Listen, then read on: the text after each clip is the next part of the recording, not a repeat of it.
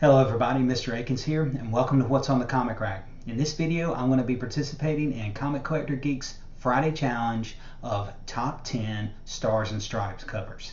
Now every Friday, Alan from Comic Collector Geek puts out a challenge where you have to go through your long box and find covers that meet his theme. Sometimes it's pet covers, sometimes it's Canadian artists.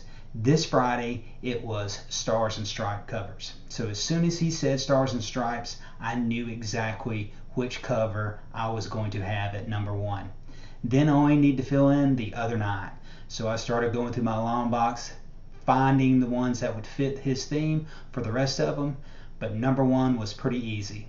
So let's get to looking at those issues and see what I picked to fit this theme of Stars and Stripes. We're going to start off with Captain America Volume 4, number 23 from 2004, cover by Dave Johnson. I'm going to be honest, I don't remember this book. It was released in 2004, so I would consider that a dark period in my collecting journey. My job was taking up a lot of my time. I was only picking up Iron Man, Captain America, and the Avengers, and I was reading very little. There are 6 universal copies on the CGC census for this book. 5 or 9.8s selling for about $21. This book can be easily found on eBay and only sells for $2. Next we have Iron Patriot number 2 from 2014, covered by Gary Brown. This is a comic I got out of that 17 long box collection I bought, and I haven't read it yet. I could find very little information about this book. GoCollect says there are no CGC copies on the census. However, when I looked on eBay, I could find a 9.8, and it was available for about $50. Most raw copies selling on eBay were less than $2. Next on the list, Superman number 79 from 1993, covered by Dan Jurgens. I remember very little about this comic as well, but I did remember it had an American flag on the cover. So it fits the theme of Stars and Stripes. There are about 153 graded copies of this comic book. 72 are 9.8s, and it will run you about $100. But there's a big drop off when you go to a 9.6. A 9.6 is only selling for like $30. Now, an interesting thing about these comics in this era are these triangles right here. Wasn't sure what these triangles mean.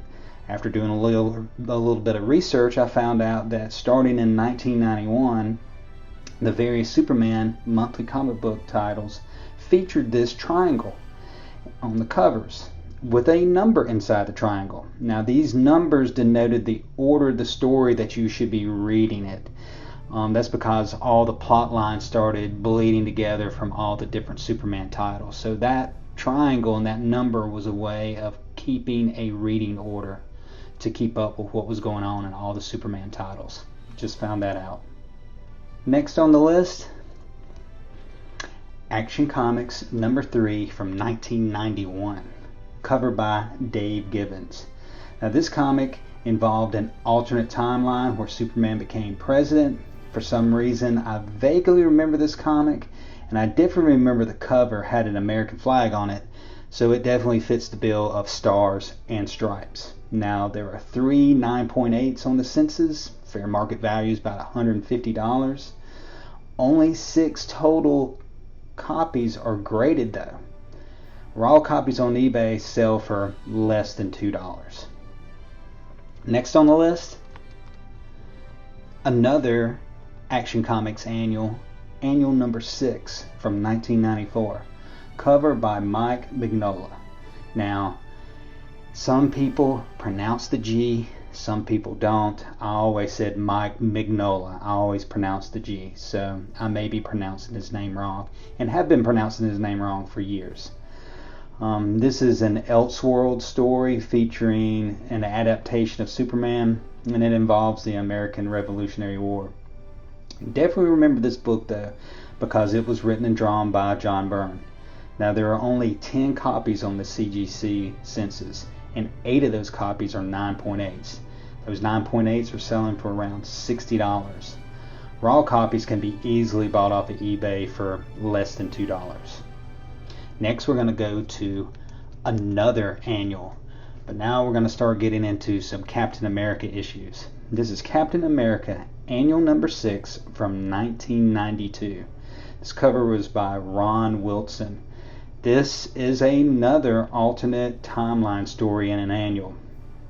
Almost like a what if story, but definitely a stars and stripes cover.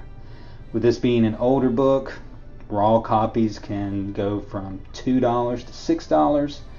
There are 10 9.8 on the CGC census, and they're selling for about $100. Next on our list that fits the theme, Captain America number 15. This is volume 4 from 2003, covered by John Cassidy. As I was looking through one of my Captain America long boxes, I saw this comic and said, hey, I like that cover and it fits the criteria of stars and stripes. There are no sold issues on eBay, and most were asking around $4. There's only 2 on the CG census, and there are absolutely no sales of any of those CGC graded comics. Next on the list, Captain America number 250 from 1980, cover by John Byrne. He knew it had to happen, John Byrne cover, but it definitely fits the bill of stars and stripes. John Byrne had a short but memorable run on Captain America. In this issue, I remember it, Cap considers running for president, and what I found interesting about this issue is all the people in his life giving him some interesting advice about whether he should run or not run, and ultimately he declines the idea of running for president. Again, this is a cheap book with raw issues going for less than $5 on eBay, but if you want a 9.8, they're available, and it will cost you about $75. Now for my favorite 2, my number 2 and number 1. Let's go with the number 2 first. Number 2 on the list, Captain America number 616 from 2011, covered by Travis Charest and Steve Epting. To me, this is an iconic cover, has the classic Captain America costume, and it definitely has stars and stripes behind him. This is one of my favorite Captain America covers. Now, raw copies for this sell around $5 on eBay, but if you want a nice slab copy for display, then you'll need to send one in for CGC, because the last sale for a CGC copy, and there's only 7 that exist, was back in 2019. And now for my favorite Captain America cover.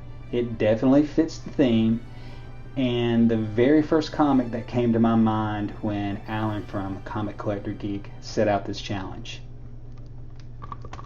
And that would be Captain America number 332 from 1987, cover by Mike Zeck.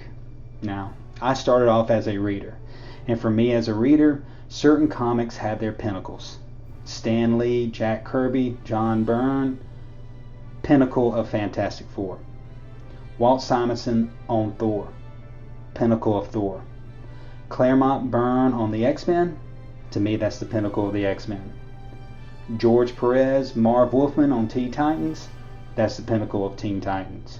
For me, Mark Grunwald on Captain America was the pinnacle of Captain America. I loved his run, and this may be my favorite Captain America cover. Definitely fits the Stars and Stripes theme. And there you have it, my top 10 Stars and Stripes comic covers. And until next Friday challenge, we'll see you around the comic rack.